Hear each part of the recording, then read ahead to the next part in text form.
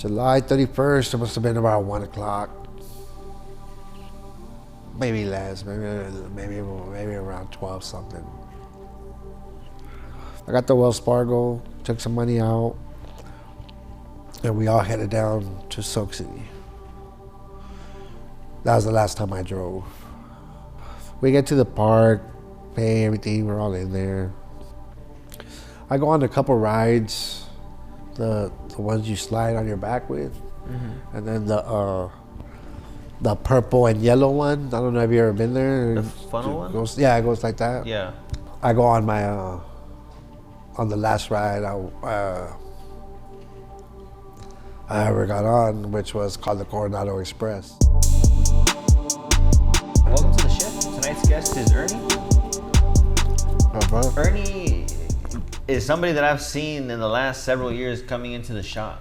And every time I see Ernie, he's positive, got a good look on your face, saying what's up to everybody. And when we started the show, you were one of the first people that we actually talked about. I don't think you even know.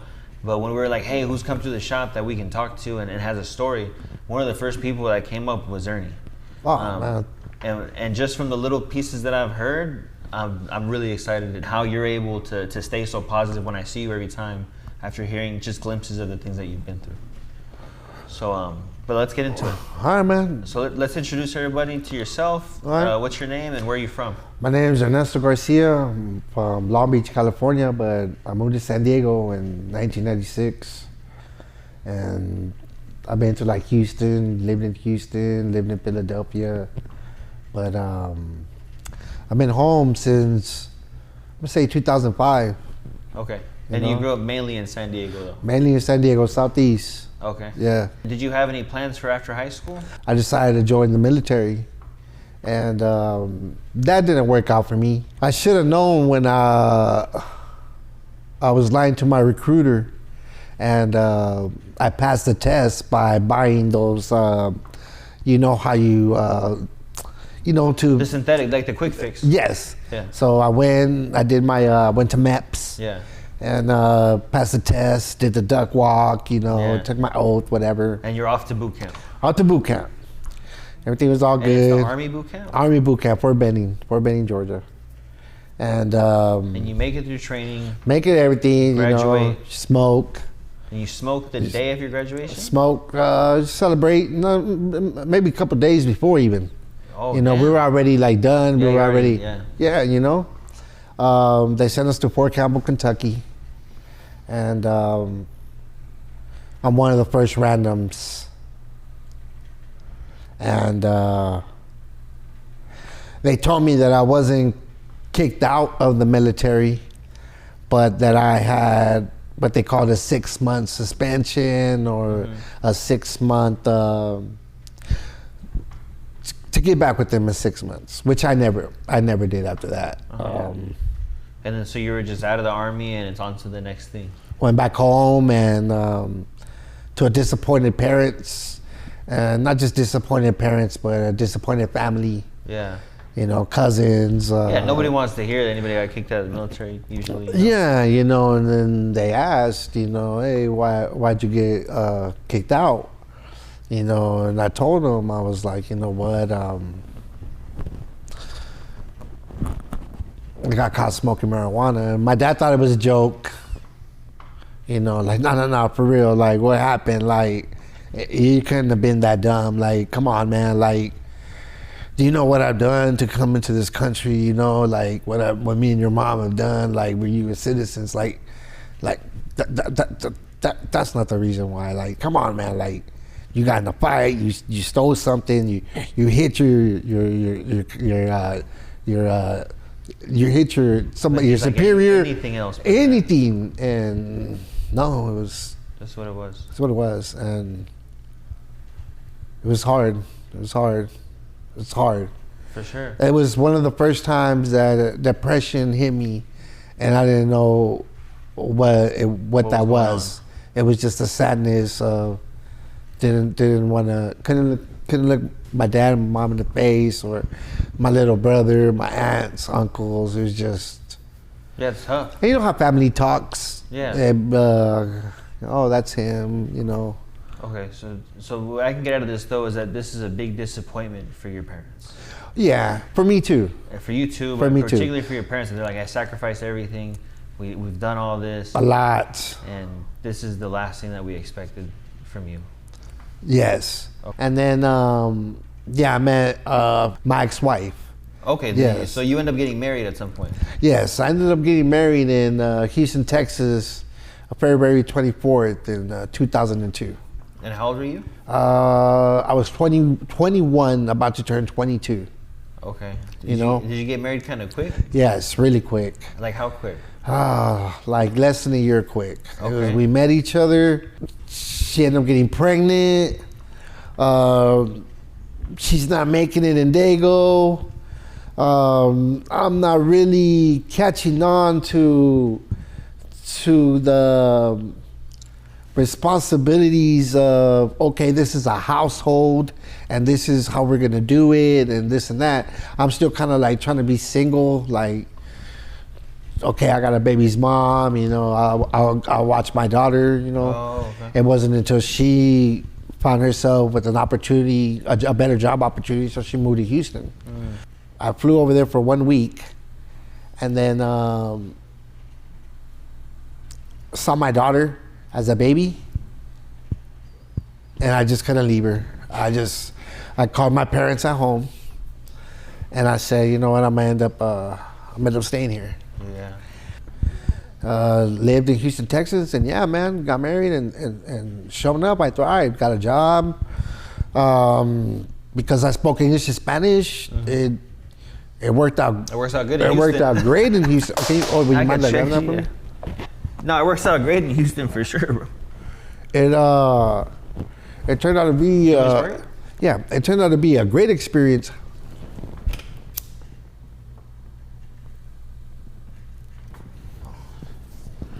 It turned out to be a great experience because it taught me work ethic. Well, like real work ethic. This is not like your mom and dad, like, mijo, wake up, or mom washing your clothes, and no, this is like you're in a whole nother city. You're finally being tested. You're in a whole nother city. You don't know anybody. Ain't nobody gonna give a fuck if you pay rent or not, and it was probably one of the best things that ever happened to me. Yeah, getting tested and put out into the open where you have to fend for yourself. She found another job opportunity in Philadelphia, and I said, you know what? I don't just want to go there on her coattails. So I started putting the applications in Philadelphia, and we got to Philadelphia on my birthday. 2023. I'm sorry, 2003. June 16, 2003, I got to Philadelphia, and I went around, and this guy, he said he worked for a cleaning crew. It was called Golden Glow. Yeah, I'm a cleaner too of theaters, and I got my own keys, and I speak English and Spanish, and I got a license, so it's like, life is great. Yeah, I was gonna say, it sounds like a good setup. Life is great, and it was great, bro, until 2005 when she got pregnant, and she was like, I'm not having a baby in Philadelphia. I didn't want to leave, bro. I'm gonna be honest with you. I did not. You wanted to stay out there. Yes, something in my stomach told me, don't leave here. Do not leave here. Something bad is gonna happen to you if you leave here. And I thought, you remembering that like vividly? oh yeah, I remember telling myself like, bro, it's gonna be money wise. Like, I'll make my money anywhere. But I'm thinking, man, I'm gonna go. Where am I gonna start selling coke? Because it's more expensive out there. Am I gonna have to, like, what am I gonna do? Go back to the restaurant again? Which, look, I'm cleaning theaters, right? Yeah. I'm fucking getting dirty, right? But I have my own keys, like I'm my own boss. Like, I got this respect, like, you know what I mean? Like, I treat everybody with love, so they treat me with love. So it's like, I don't want to leave this. I feel important here. I'm gonna go back to where I'm just gonna be an ant, a worker ant. You seen the movie Ants? Yeah. You seen them? Yeah. They're gonna put me as a worker ant. Yeah. You know, so it's like, I did not want to. I even contemplated divorce. Like, I'll send you child support. But the whole thing of me leaving California to Texas to Pennsylvania was for my kid. Your kid, yeah. And my kid was so good that it's like, I don't want to leave her alone. We don't, let's, Yeah. okay. Of course. And so we moved. But I remember, Manny, I remember like, hey man, everything's going so good here. Like, everything's going so good here, dog. Like, you don't even have to go. And then the other shoulder, yeah, man. Why the fuck we even leaving? Like, no, there's no bad angel or there's no angel or devil. It's like two angels, bro. Like, bro, everything's going good here, bro. It's not the cleanest. It's not the most the beach. But it's a great life that you built and you're happy. I got the house. I got my own basement. I got attic. They call it a row home. I'm part of a neighborhood. I'm a respected member of the neighborhood. Oh yeah, you got it made. I got it made. But my wife, she's like, no, I'm gonna go home. I want to go home. Okay, so then do you guys come back together all as a unit? Well, we argued first. I was telling her, I was like, man, I just don't feel right. And she was like, look, Ernie, you know, we'll both get jobs and this and that, but I'm not having my baby here, so I could not be her over the family part. Yeah. How can I say? There was no family in Philadelphia, so she had a point there, and there was nothing. I'm not having the baby, so I couldn't beat her, so I joined her. And February 2005, we left Philadelphia. And you guys moved back, and what's the situation like? Situations like, we moved back to 45th and Logan. I kept thinking like, damn, something bad's gonna happen to you, something bad's gonna happen to you. And that's what I was like, damn, the bad's happening. Oh my God, the bad's happening. So I started like panicking, you know. I was about to go up to my dad and be like, yo, Dad, you think I can come work over here with you again, you know? But like, something told me like, man, before you go, Daddy, you know. Not to say there's nothing wrong with that. Like, sure. If you got your dad. It's just your situation. It was my pride. Yeah. A young man's fucking pride. Yeah. You know what I mean? Which I should have been like, yo, Pops, you know, you think. I said, you know what, before I go crying to Daddy, I'm gonna go hit every fucking restaurant in Old Town. So I dropped my oldest daughter up at preschool, and I went to every restaurant in Old Town. Restaurants, yeah. The first one I hit was Rockin' Baja Lobster. Oh, I hit that right there. And the lady said, are you coming in here with a suit and tie to look for a job? I was like, yeah, I want to see if you guys, you know, have a position for a busboy. Yeah. She said, hold on a minute. And it's fucking, this dude came, his name was Ed. Just look, he's like, you know what an expediter is? I said, no. He's like, well, I'm gonna make you one. He was like, when can you start? I said, I can start today. He was like, boy. You know, he was like, you can start today. He was like, what's this suit and tie thing? I was like, I want a job. Yeah. He said, okay, but that's not how you go and dress. You can dress with the black pants, and I got a shirt for you, this and that, blah, blah.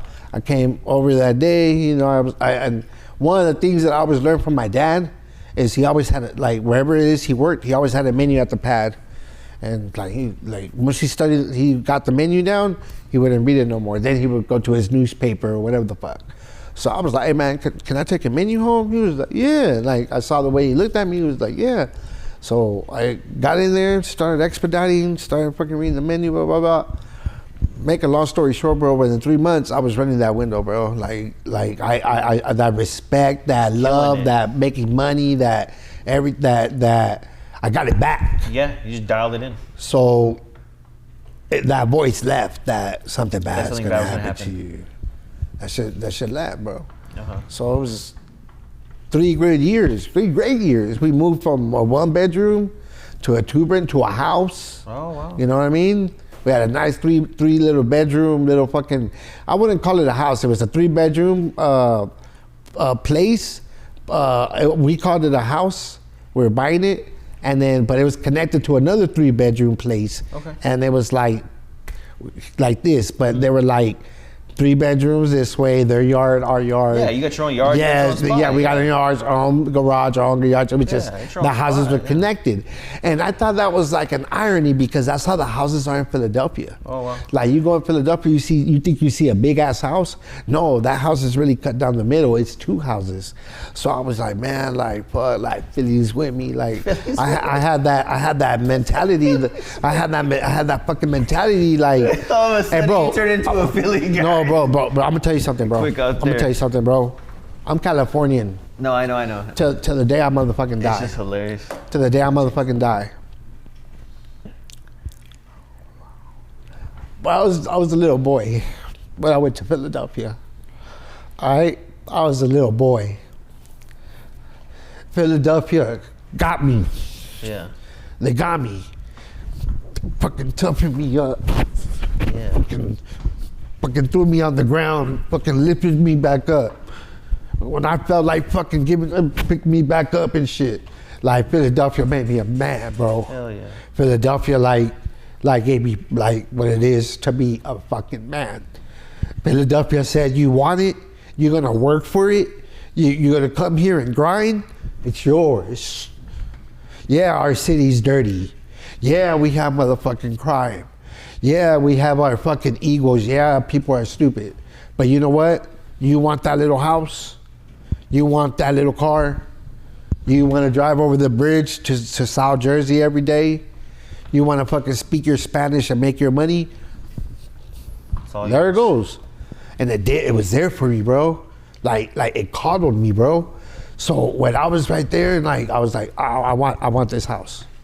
That dude was like, oh man, we got so many to look at. I said, no, I said, Legine, Philly's with us. Damn. Philly's with me. Hell This yeah. a row house, Legine, look how they're connected. She was like, oh my God. I was like, nah, right here.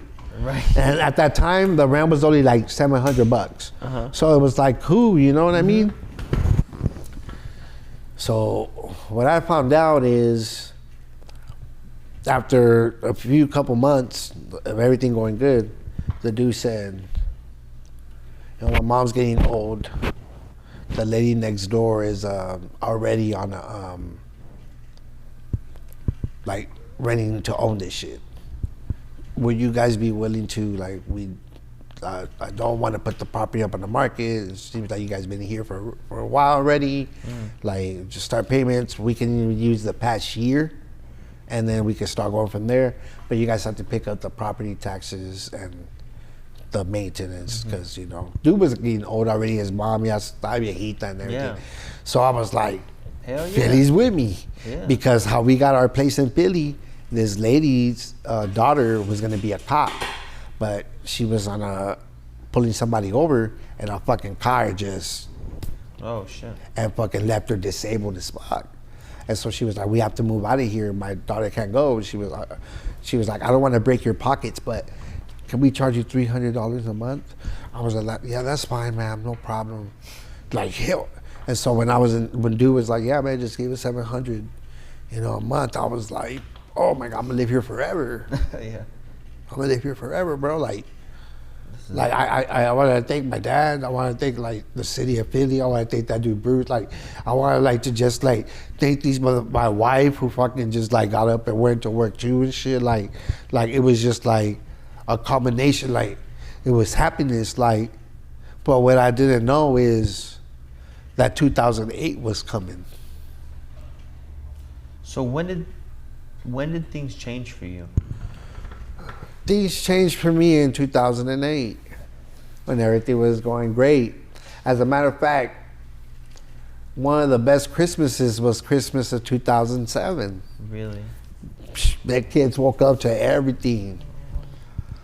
Oh my God, my nephews, everything. My house was the spot. My parents were like, oh, mijo, oh, these nice couches. Wow, shit, like, it's awesome. Awesome. Because I don't have no college degree. I don't, I'm a worker. Yeah. I have calluses on my head. I deal with customers. I deal with kitchens. I smell like seasoning, and I'm proud of that. You feel me? Hell yeah. One of the shows I like is the bear, because we weren't saying yes, chef, and shit like that. But it was like, okay, yeah, all right, earned, yes, earned, all right, Fucking cool, getting the earned. job done, Yes, though. it's like, acknowledge me, motherfucker. I need two of these. I need two of these. Like, all right, earned, we got you earned. All right, cool, blah blah blah. And it was like awesome.